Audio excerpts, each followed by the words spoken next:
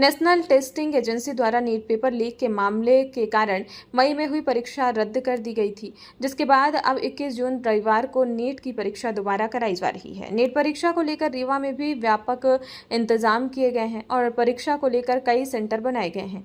NEET परीक्षा को पूरी निष्पक्षता और सुरक्षा के साथ संपन्न कराने के लिए रीवा जिला प्रशासन ने व्यापक तैयारियां की हैं। परीक्षा के दौरान किसी भी प्रकार की गड़बड़ी, नकल या पेपर लीक जैसी स्थिति को रोकने के लिए केंद्रों पर कड़ी सुरक्षा व्यवस्था लागू की गई है। 21 जून रविवार को होने वाली देश की सबसे बड़ी मेडिकल प्रवेश परीक्षा नीट को लेकर रीवा जिला प्रशासन पूरी तरह से मुस्तैद है।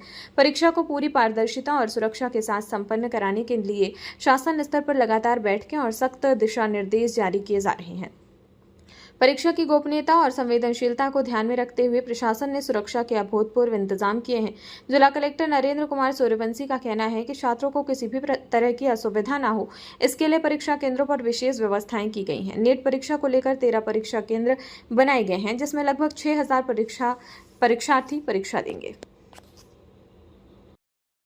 देखिए, सभी को विदित है कि आगामी 21 तारीख को जो है नीट का एग्ज़ाम है और शासन स्तर से परीक्षा को बहुत ही संवेदनशीलता से, सुरक्षा के साथ में और बिल्कुल ही पारदर्शिता के साथ में संपादित करना है। गोपनीयता जो है उसको बनाए रखने की हम पूरी उसमें कार्रवाई भी कर रहे हैं। जो बात छात्रों को सुविधाएं की हैं, तो छात्रों के और उनके साथ आने वाले व्यक्तियों के लिए हम लोगों ने हर परीक्षा केंद्र पर आवश्यक सुविधाएं की हैं। जो है 13 परीक्षा केंद्रों पर लगभग 6000 विद्यार्थी के जो परीक्षा के पर्याप्त हमने समुचित इंतजाम किए है। पुलिस बल भी पर्याप्त है।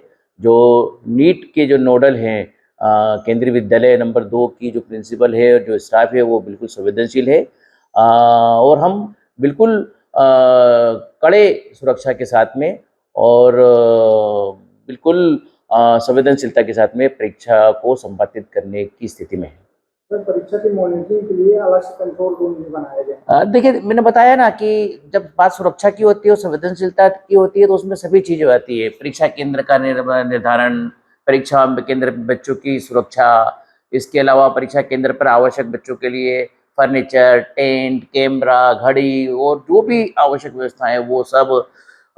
इसके अलावा उनके चूँकि दूर से बच्चे आते हैं तो उनके साथ उनके पेरेंट्स भी आते हैं, तो एक मानवीय तौर पर और नैतिकता के तौर पर जो आवश्यक व्यवस्था है उनके रुकने की होती है, उनके लिए एक स्थान मुकर्रर करना वो भी है। बच्चों की फ्रिस्किंग जो है, नीट के जो सुरक्षा के निर्देश है उनका पालन, ये सब बातें हम लोगों ने सुनिश्चित की है और बिल्कुल सुरक्षा के साथ में इस परीक्षा को संपादित करने के लिए पुलिस प्रशासन और संबंधित जो आयोजक हैं वो अमला पूरी तरह से तैयार है।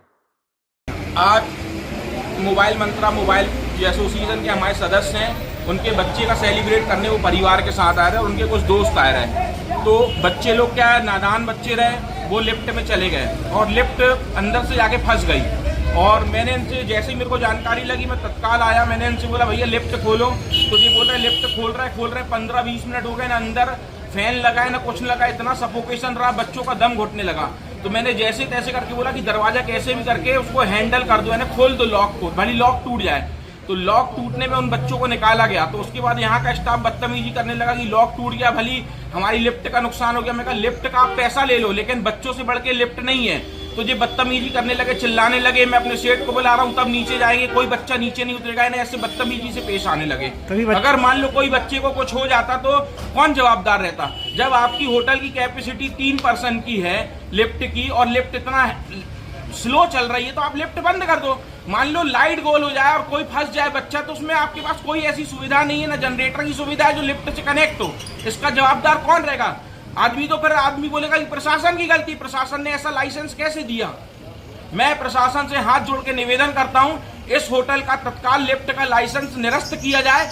आज जो बहुत बड़ी अनहोनी होनी रही वो टल गई, दोबारा पुनरावृत्ति ना हो ऐसी घटना की, इसके लिए प्रशासन जवाबदार है। आप प्रशासन के अधिकारियों से मैं बोलना चाहता हूं, इस लिफ्ट का तत्काल लाइसेंस कैंसिल किया जाए और लिफ्ट को अलग किया जाए। कल कोई दुर्घटना होगी तो इसका जवाबदार कौन रहेगा?